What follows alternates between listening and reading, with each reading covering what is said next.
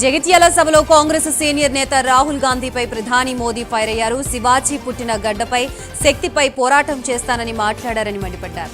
శక్తి ఆశీర్వాదం ఎవరి మీద ఉందో జూన్ 4న తెలుస్తుందని తెలిపారు. మరోవైపు తెలంగాణలో ప్రజలు బీజేపీని గెలిపించడానికి సిద్ధంగా ఉన్నారన్నారు. బీఆర్ఎస్ కాంగ్రెస్ రెండూ ఒకటేనని, బీఆర్ఎస్ చేసిన అక్రమాలపై అందుకే విచారణ జరిపించడం లేదని అన్నారు.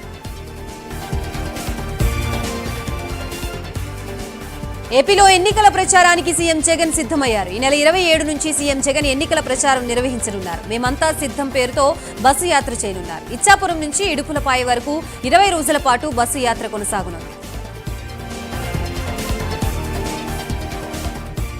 ఏపీసీసీ చీఫ్ వైఎస్ షర్మిల కడప నుంచి ఎంపీ అభ్యర్థిగా పోటీ చేయనున్నట్లుగా తెలుస్తోంది. కడప నుంచి పోటీ చేయాలని షర్మిలపై అధిష్టానం ఒత్తిడి తెచ్చింది. అధిష్టానం కోరిక మేరకు కడప ఎంపీగా పోటీ చేసే ఆలోచనలో షర్మిల ఉన్నట్లుగా సమాచారం. ఈ నెల 25న కాంగ్రెస్ పార్టీ మొదటి లిస్టు ప్రకటించే అవకాశం ఉంది. పలు రాష్ట్రాల్లో అధికారుల్ని తొలగిస్తూ ఈసీ ఉత్తర్వులు జారీ చేసింది. ఎన్నికల కోడ్ అమల్లోకి వచ్చాక తొలిసారి ఈసీ చర్యలు చేపట్టింది. 6 రాష్ట్రాల్లో హోంశాఖ కార్యదర్శుల బదిలీ చేసింది. గుజరాత్, యూపీ హోం కార్యదర్శుల్ని ఈసీ తొలగించింది. బీహార్, జార్ఖండ్, ఉత్తరాఖండ్ హోంశాఖ కార్యదర్శుల్ని తొలగించారు. పశ్చిమ బెంగాల్ డీజీపీ పైన వేటు పడింది. బెంగాల్ డీజీపీ రాజీవ్ కుమార్ ను తొలగిస్తూ ఈసీ ఉత్తర్వులు జారీ చేసింది. రాష్ట్రంలో ఎన్నికల కోసం పగడ్బందీ ఏర్పాట్లు చేశామని రాష్ట్ర ఎన్నికల అధికారి వికాస్ రాజ్ తెలిపారు. మొత్తం 1,80,000 మంది సిబ్బంది అవసరం ఉందన్నారు. రాష్ట్రంలో 90,000 పోలింగ్ కేంద్రాలను ఏర్పాటు చేశామని, ఎన్నికల సిబ్బందికి ఇప్పటికే ట్రైనింగ్ ఇచ్చామని తెలిపారు. 85 ఏళ్లు దాటిన వాళ్లు ఇంటి నుంచే ఓటు వేయవచ్చని తెలిపారు. ఇంటి దగ్గర ఓటింగ్ కోసం ఏప్రిల్ 22వ తేదీ వరకు దరఖాస్తు చేసుకోవాలని ఆయన సూచించారు. ఢిల్లీ లిక్కర్ కేసులో ఈడీ అధికారిక ప్రకటన చేసింది. ఢిల్లీ లిక్కర్ కేసులో ఎమ్మెల్సీ కవితని అరెస్ట్ చేశామని ఈడీ తెలిపింది. ఈ నెల 15న కవిత ఇంట్లో సోదాలు చేశామని, సోదాలకి కవిత బంధువులు ఆటంకం కలిగించారని తెలిపారు. ఆప్ లీడర్లతో కలిసి లిక్కర్ పాలసీని లీక్ చేశారని ఈడీ అధికారులు తెలిపారు. 100 కోట్లు ఆప్ నేతలకి చేర్చారని, లిక్కర్ కేసులో ఇప్పటివరకు 15 మందిని అరెస్ట్ చేశామని ఈడీ చెప్పింది.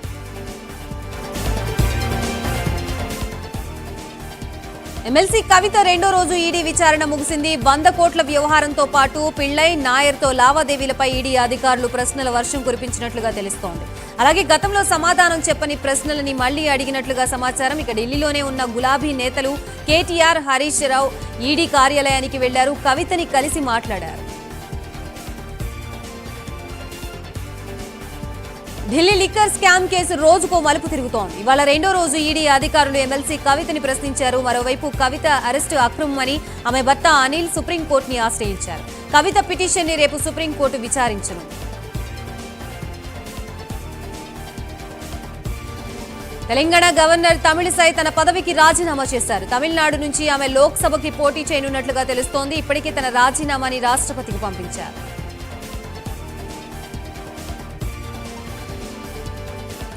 ఆర్ఎస్ ప్రవీణ్ కుమార్ బీఆర్ఎస్ లో చేరారు. బీఆర్ఎస్ అధినేత కేసీఆర్ సమక్షంలో గులాబీ గూటికి చేరారు. కండువా కప్పి పార్టీలోకి ఆహ్వానించారు కేసీఆర్. ఆర్ఎస్ ప్రవీణ్ కుమార్ తో పాటు పలువురు నేతలు బీఆర్ఎస్ కండువా కప్పుకున్నారు. RS Praveen Kumar emotional tweet చేశారు. వందలాది మంది శ్రేయోభిలాషులు తనకి సన్నిహితుల సమక్షంలో ఈ నిర్ణయం తీసుకున్నట్లుగా తెలిపారు.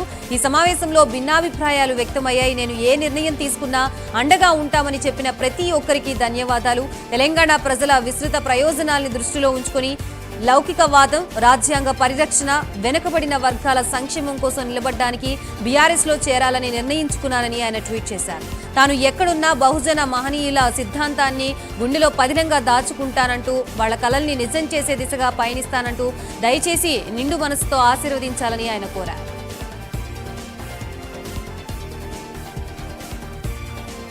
తెలంగాణ స్పీకర్ గడ్డం ప్రసాద్ ని ఎమ్మెల్యే క్వార్టర్స్ లో బీఆర్ఎస్ ఎమ్మెల్యేలు కలిశారు. దానం నాగేంద్రపై అనర్హత వేటు వేయాలని స్పీకర్ ని కోరారు. ఈ మేరకు ఎమ్మెల్యేలు పాడి కౌశిక్ రెడ్డి, ముఠా గోపాల్, బండారి లక్ష్మారెడ్డి, కాలేరు వెంకటేష్ స్పీకర్ కి వినతి పత్రం ఇచ్చారు.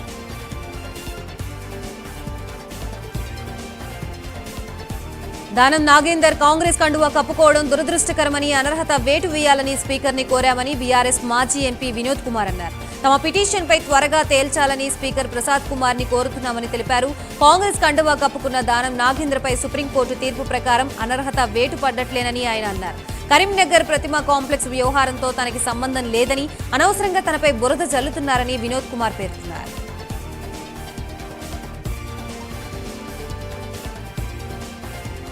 విజయవాడ పశ్చిమ సీటు జనసేన నేత పోతిన మహేష్ కి కేటాయించాలని జనసేన కార్యకర్తలు నెహ్రూ బొమ్మ సెంటర్లో ధర్నాకు దిగారు.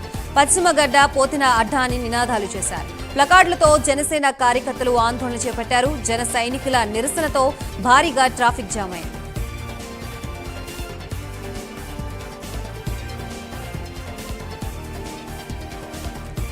రేపు ఢిల్లీలో కాంగ్రెస్ వర్కింగ్ కమిటీ సమావేశం కానుంది. ఏఐసీసీ కేంద్ర కార్యాలయంలో ఉదయం 10 గంటలకి సమావేశం ప్రారంభమవుతోంది. కాంగ్రెస్ అధ్యక్షులు మల్లికార్జున ఖర్గే అధ్యక్షతన మీటింగ్ జరగనుంది. సమావేశానికి సోనియా గాంధీ, రాహుల్ గాంధీ, ప్రియాంక గాంధీ హాజరు కానున్నారు. కాంగ్రెస్ మేనిఫెస్టోకి ఏఐసీసీ ఆమోదం తెలపనుంది. సమావేశానికి తెలంగాణ నుంచి సీఎం రేవంత్ రెడ్డి, సిడబ్ల్యూసీ ప్రత్యేక ఆహ్వానితులు చెల్లా వంశీచంద్ రెడ్డి హాజరు కానున్నారు.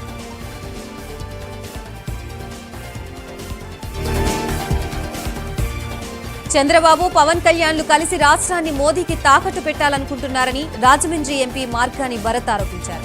బీజేపీ, టీడీపీ, జనసేన కలయిక అక్రమ కలయిక అని ఆయన అన్నారు. ప్రధానమంత్రి సభలో మైకులు పనిచేయడం లేదు, పరిస్థితులు దేవుడు వారి పక్షాన లేడని ఎద్దేవా చేశారు. రాజమండ్రిలో గంజాయి బ్యాచ్ కి డాన్ ఆదిరెడ్డి శ్రీనివాస్ అని భరత్ విమర్శించారు.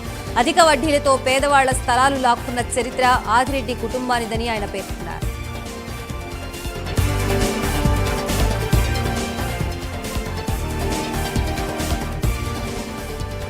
అనంతపురం జిల్లా తాడిపత్రిలో మాజీ ఎమ్మెల్యే జేసీ ప్రభాకర్ రెడ్డి పెద్ద ఎత్తున నిరసన ర్యాలీ చేపట్టారు. పట్టణంలోని 30వ వార్డు కౌన్సిలర్ మల్లికార్జున్ ని అరెస్టు చేయడంతో ఆందోళనకు దిగారు. నల్ల దుస్తులు ధరించి జేసీ నివాసం నుంచి సీబీ రోడ్డు మీదుగా పట్టణ పోలీస్ స్టేషన్ వరకు ర్యాలీ చేశారు. చేయాలి చేయాలి న్యాయం చేయాలి అంటూ నినాదాలు చేశారు.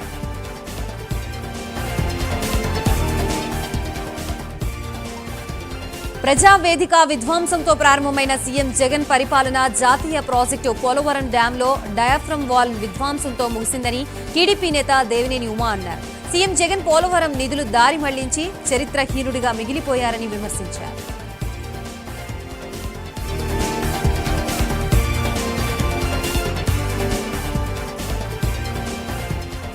చిలకలూరిపేట ప్రజాగళానికి అంచనాలకి మించి జనం వచ్చారని మాజీ మంత్రి, టీడీపీ రాష్ట్ర ఉప అధ్యక్షుడు ప్రతిపాటి పుల్లారావు తెలిపారు. ప్రధాని మోదీ హెలికాప్టర్లో నుంచి జనాన్ని చూసి ఆశ్చర్యపోయారని తెలిపారు. మోదీ, చంద్రబాబు, పవన్ కళ్యాణ్ ని ప్రత్యేకంగా అభినందించారని తెలిపారు.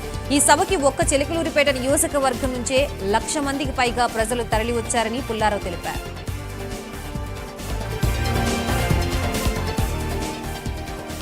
హిందూపురం నియోజకవర్గంలో వైసీపీలో ఐక్యమత్యం లేకపోవడం వల్లే టీడీపీ గెలుస్తోందని సత్యసాయి జిల్లా వైసీపీ జిల్లా అధ్యక్షుడు నవీన్ నిత్సల్ పేర్కొన్నారు. ఈసారి సమిష్టిగా పోరాడి ఎమ్మెల్యే, ఎంపీ అభ్యర్థులు దీపిక, శాంతమ్ములని భారీ మెజారిటీతో గెలిపించుకుంటామని ఆయన తెలిపారు. టీడీపీ కూటమి లక్ష్యంగా పెట్టుకుని ఇక నుండి పనిచేస్తామని తెలిపారు. టీడీపీ తన ఉనికిని చాటుకోవడానికి కూడా అవకాశం ఇవ్వనని నవీన్ నిత్సల్ తెలిపారు.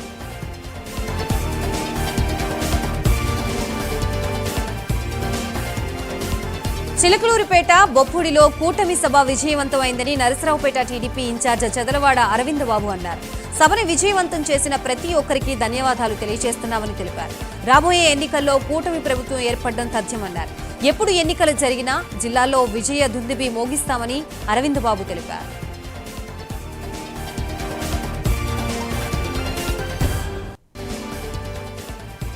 నెల్లూరు జిల్లా పొదలకూరు సమీపంలోని మేకలమ్మగుంట వద్ద అక్రమ క్వాడ్ మైనింగ్ ని మాజీ మంత్రి సోమిరెడ్డి చంద్రమోహన్ రెడ్డి అడ్డుకున్నారు. ఈ సందర్భంగా ఆయన మాట్లాడుతూ ప్రభుత్వ భూముల్లో మైనింగ్ చేస్తూ కోట్ల విలువైన సంపదని కొల్లగొడుతున్నారని ఆరోపించారు. ప్రధాన రహదారి కనిపించకుండా 10 అడుగులు మట్టి పోసి అక్రమంగా క్వారీ నిర్వహిస్తున్నారని తెలిపారు. రెవెన్యూ అధికారులకు తెలిపినా పట్టించుకోవడం లేదన్నారు. మంత్రి కాకాణి అనుచరులు రెవెన్యూ అధికారుల సాయంతో మైనింగ్ చేస్తున్నారని తెలిపారు. ఇంతటి అక్రమాలు గతంలో ఎన్నడూ చూడలేదని సోమిరెడ్డి పేర్కొన్నారు.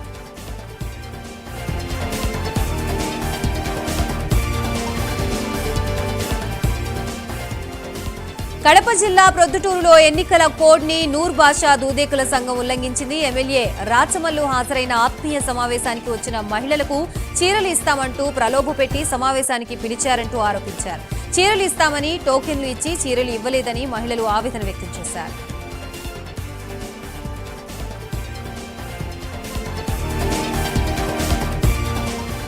కడప జిల్లా ప్రొద్దుటూరులో వైసీపీ నేతలు వాలంటీర్లతో ఎన్నికల ప్రచారం చేసుకునేందుకు గాను వారికి తాయిలాలు అందించేందుకు శ్రీకారం చుట్టారు.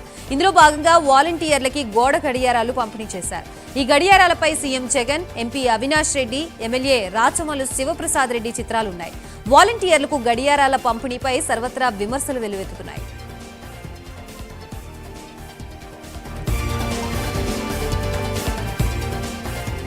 వెంకటగిరిలో ఎన్నికల నిబంధనలకి తూట్లు పొడుస్తున్నారు. ఎన్నికల కోడ్ అమల్లో ఉండగా వెంకటగిరి మున్సిపాలిటీ వార్డుల్లో అధికార పార్టీ నేతల బ్యానర్లు, వాల్ పోస్టర్లు దర్శనమిస్తున్నాయి. జాతీయ రహదారి పక్కనే ఉన్న 9వ ward YCP councillor Kandati Kalyani Rajareddy ఇంటికి తొలగించని సీఎం బ్యానర్లు పట్టించుకొని మున్సిపాలిటీ అధికారులు.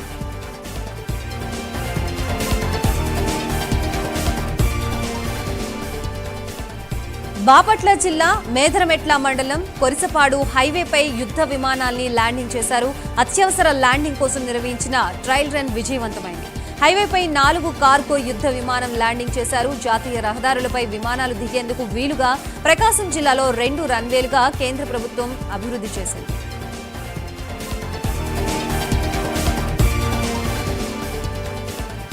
టీడీపీ కార్యకర్తల జోలికి వచ్చినా వారిని బెదిరించినా ఒక్కొక్కరికి తాట తీస్తానని మండపేట ఎమ్మెల్యే వేగుల జోగేశ్వరరావు హెచ్చరించారు.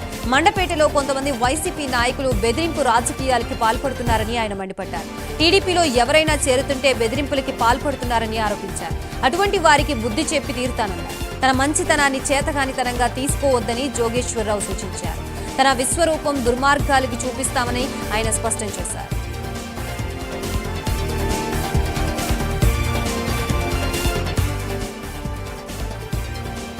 వరంగల్ జిల్లాలో మహిళా నేతల్లో ఒక్కరికి కూడా నామినేటెడ్ పదవులు దక్కలేదు. నామినేటెడ్ పదవుల కోసం ముఖ్య నేతల పేర్లు సూచించిన సీఎం రేవంత్ పక్కన పెట్టారు.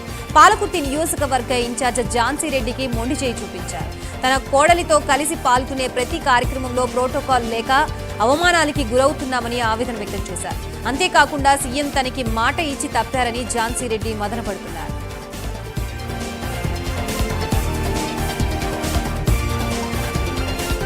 ములుగు జిల్లాలో సమ్మక్క సారక్క కేంద్రీయ గిరిజన విశ్వవిద్యాలయం నిర్మాణం కోసం 837 సర్వే నెంబర్లు ఉన్న భూమిని కేటాయించారు. కొంతమంది రైతులు పట్టా పాస్బుక్లు లేకుండా వ్యవసాయం చేసుకుంటున్నారు. ఇంతవరకు నష్టపరిహారం పొందని 95 మంది భూమి కోల్పోతున్న రైతుల్ని గుర్తించినట్లు తహసీల్దార్ విజయ్ భాస్కర్ తెలిపారు. రైతుల జాబితాని ములుగు తహసీల్దార్ కార్యాలయంలో తయారు చేసి అందుబాటులో ఉంచినట్లు విజయ్ భాస్కర్ తెలిపారు. సర్వే నెంబర్ 837 ప్రభుత్వ భూమిలో మోకపై వ్యవసాయం చేస్తున్న రైతులు తమ అభ్యంతరాల్ని తహసీల్దార్ కార్యాలయంలో తెలియజేయాలని సూచించారు.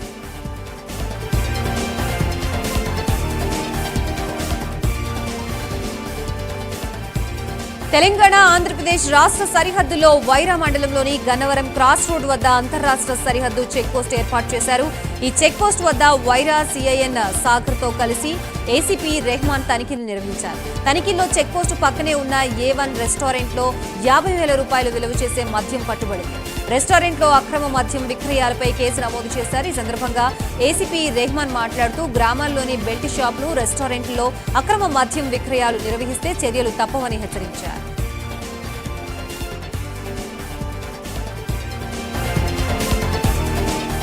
చేవెళ్ల ఎంపీ రంజిత్ రెడ్డి బీఆర్ఎస్ ని వదిలి కాంగ్రెస్ లో చేరడం నయవంచన, దగ, వెన్నుపోటుగా బీఆర్ఎస్ నేత పట్నూళ్ల కార్తిక్ రెడ్డి పేర్కొన్నారు. రంజిత్ రెడ్డికి కేసీఆర్ రాజీనామా భిక్ష పెడితే తొలిసారి ఎంపీ అయ్యారని ఆయన అన్నారు. రంజిత్ రెడ్డి అన్ని విధాలా ఎదగడానికి బీఆర్ఎస్ కారణమన్నారు. కేసీఆర్ అధికారం నుంచి దూరం కాగానే రంజిత్ రెడ్డి పార్టీకి దూరం అవుతారా అంటూ ఆయన ప్రశ్నించారు. తనకి మరోసారి ఎంపీగా పోటీ చేసే ఉద్దేశం లేదని రంజిత్ రెడ్డి చెప్తే కేసీఆర్ నమ్మరని కార్తిక్ రెడ్డి తెలిపారు. రంజిత్ రెడ్డికి ఈసారి ఓటమి ఖాయమని ఆయన స్పష్టం చేశారు.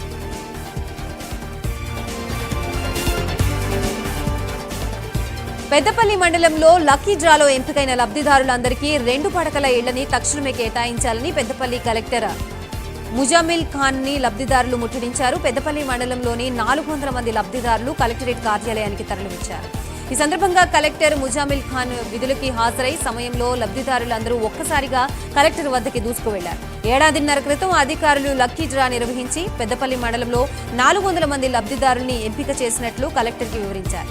లక్కీ డ్రా నిర్వహించి ఏడాదిన్నర పూర్తయినప్పటికీ తమకి 2 పడకల ఇళ్లు ఎందుకు కేటాయించడం లేదని కలెక్టర్ని ప్రశ్నించారు. కలెక్టర్తో లబ్ధిదారులు వాగ్వాదం చేసే క్రమంలో ఒక మహిళ స్పృహ కోల్పోయి కింద పడిపోయింది. దీంతో కలెక్టర్ అక్కడి నుంచి కార్యాలయంలోకి వెళ్లిపోయారు.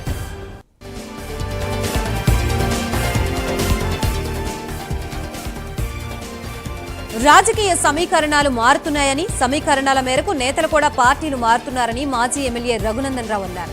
ఇటీవలే బీజేపీకి రాజీనామా చేసిన వారిపై ఫైర్ అయ్యారు. బీజేపీ నుంచి వెళ్లి సిద్ధాంతం గురించి మాట్లాడుతున్నారని, అసలు సిద్ధాంతం గురించి మాట్లాడే అర్హత వారికి ఉందా అని ప్రశ్నించారు. త్వరలోనే వారి బాగోతాల్ని ఒక్కొక్కటిగా బయట పెడతామని హెచ్చరించారు.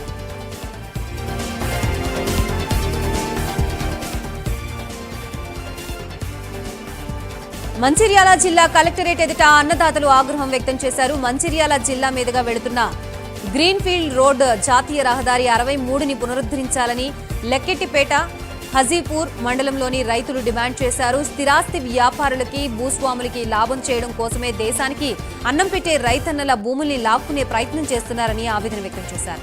జాతీయ రహదారుల సంస్థ రహదారుల పేరుతో మంచిర్యాల జిల్లాలో ఇప్పటివరకు 3 సార్లు సర్వేలు చేసి అలైన్మెంట్ మార్చారని తెలిపారు. ప్రస్తుతం 3వసారి చేసిన సర్వేతో ఎల్లంపల్లి జలాశయ భూ నిర్వాసితులు మరోసారి భూముల్ని కోల్పోవాల్సి వస్తుందని ఆవేదన వ్యక్తం చేశారు.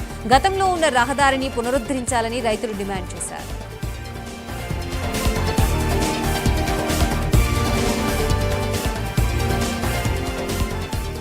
ఎట్టకేలకు కోవూరు టీడీపీ పంచాయతీ ముగిసింది. కోవూరు టీడీపీ టికెట్ వేమిరెడ్డి ప్రశాంత్ రెడ్డికి కేటాయించారు. దీంతో పొలంరెడ్డి దినేష్ రెడ్డి అసంతృప్తికి గురయ్యారు. దీంతో ఆయన్ని టీడీపీ అధినేత చంద్రబాబు నాయుడు పిలిపించి బుజ్జగించారు. ఎమ్మెల్సీ హామీ ఇచ్చినట్లు సమాచారం. ఇవాళ టీడీపీ అభ్యర్థి వేమిరెడ్డి ప్రశాంత్ రెడ్డి, ఎంపీ వేమిరెడ్డి ప్రభాకర్ రెడ్డిలు పొలంరెడ్డి దినేష్ రెడ్డి నివాసానికి వెళ్లి ఆయనతో భేటీ అయ్యారు. వచ్చే ఎన్నికల్లో కలిసి పనిచేద్దామని కోరారు. కోవూరులో టీడీపీని గెలిపించుకు తీరుతామని పోలంరెడ్డి, వేమిరెడ్డి తెలిపారు.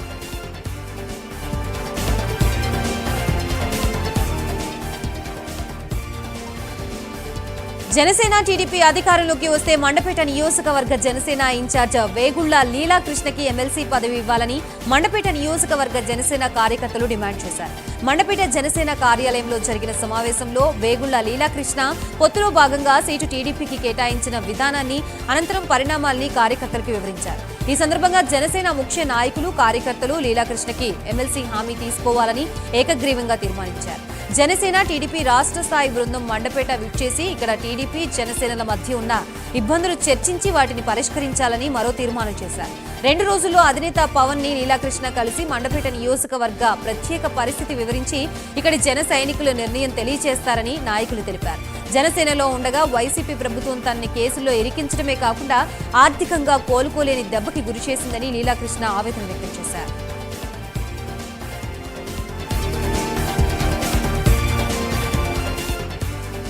10 సంవత్సరాల బీఆర్ఎస్ బీజేపీ పాలనలో ములుగు జిల్లాకి చేసిన అభివృద్ధి శూన్యమని మాజీ ఎంపీ బలరాం నాయక్ విమర్శించారు.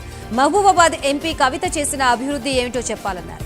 కవిత చీర ఇవ్వనిదే ఫంక్షన్ కూడా పోతున్నారు. అసెంబ్లీ ఎన్నికల సమయంలో ఇచ్చిన 6 హామీల్ని అమలు చేస్తామని ఆయన తెలిపారు. దేశం కోసం త్యాగం చేసింది ఇందిరాగాంధీ కుటుంబమేనని బలరాం నాయక్ పేర్కొన్నారు.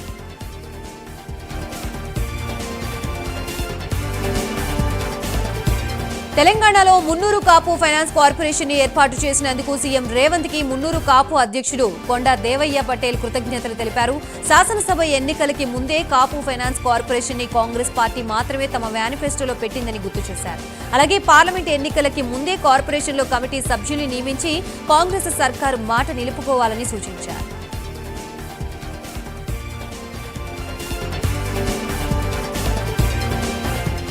AP deputy speaker Kolagatla Veerabhadraswamy Tirumala శ్రీవారిని దర్శించుకున్నారు. ఈ సందర్భంగా ఆయన మాట్లాడుతూ ఎన్నికల్లో పోటీకి ముందు శ్రీవారిని దర్శించుకోవడం చాలా సంతోషంగా ఉందన్నారు. ఎన్ని పార్టీలు వచ్చినా సీఎం జగన్ ని ఓడించలేరని అన్నారు. పవన్ కేవలం తాను అసెంబ్లీలో అడుగు పెడితే చాలు అనే పరిస్థితిలో ఉన్నారని ఎద్దేవా చేశారు. 2014లో అనుభవజ్ఞుడు ఉంటే పరిపాలన సాగుతుందని, అప్పట్లో ప్రజలు చంద్రబాబుకి ఓటు వేశారు. చంద్రబాబు పాలన చూసి విసిగెత్తిన ప్రజలు వైసీపీకి పట్టం కట్టారని వీరభద్రస్వామి పేర్కొన్నారు.